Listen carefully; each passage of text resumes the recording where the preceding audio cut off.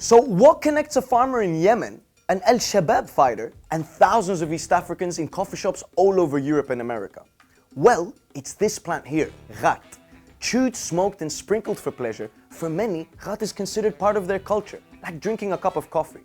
But the plant is banned from the US and most European countries, who have deemed it an illegal drug that can lead to addiction, mental and physical health problems, and possibly worse, the funding of terror groups.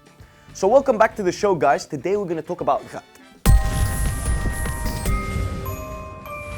Khat is spelled in many different ways and has many different names and nicknames, like tea of the Arabs, Abyssinian tea, Somali tea, Mira, and the list goes on. Khat is a flowering evergreen shrub native to East Africa and the Arabian Peninsula. The most popular method of consumption is lumping the green leaves in a ball inside the cheek and chewing away, a bit like tobacco. Some sprinkle the dry leaves into tea, food, or even smoke it. Considered a natural and mild stimulant in places like Somalia, Yemen, and Ethiopia, it is an ancient tradition. Cafes known as mafrishes are usually jam-packed with men chewing Khat. Despite the bitterness of the taste, the buzz is said to include a sense of euphoria, feeling alert, energetic, social, as well as being more focused with improved concentration. And if you've ever been in a mafrish before, one thing is for sure, it definitely makes people more talkative. The plant is also used for medicinal purposes, improving cases of diabetes, depression, fatigue, obesity, stomach ulcers, headaches, and possibly male infertility. Despite the coffee-like benefits, the cultural heritage and medicinal advantages, Khat can also be detrimental.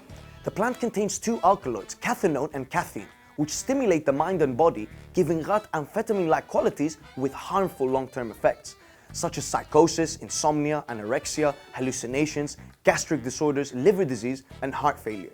And so after initially turning a blind eye to it, the US, Canada, and 15 out of 27 EU member states have all deemed it an illegal substance.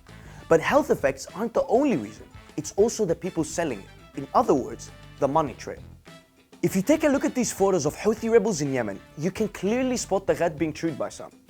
The plant can create a heightened sense of invincibility. Not needing sleep and food, and feeling focused and aggressive are all useful tools for fighters engaged in a conflict. A 2007 study from PLOS Medicine found that more than 36% of Somali combatants had used Khat during the prior week. More than just consumption, reports have suggested that groups like Al-Shabaab have profited from Khat exports, transported from Kenya, Ethiopia, and Yemen to Europe and America. No substantial evidence has been provided to establish further cause, but its wide use amongst fighters and its health effects have been enough for them to deem it illegal. Look, whether you consider Khat a cultural socializing habit or a harmful intoxicating substance, banning it, as is the case with other addictive drugs, does not stop its consumption. While it does slow it down, it pushes traders underground and into the black market in cities like London and New York. The plant is also highly lucrative in places like Yemen and parts of East Africa. The World Bank stated that in the year 2000, Khat accounted for about 30% of Yemen's economy, which is insane. And so the question becomes, what do you do with this dry little magic plant? Preserve culture? Use it for medicine? Limit its recreational use? Ban it? I mean, I don't know.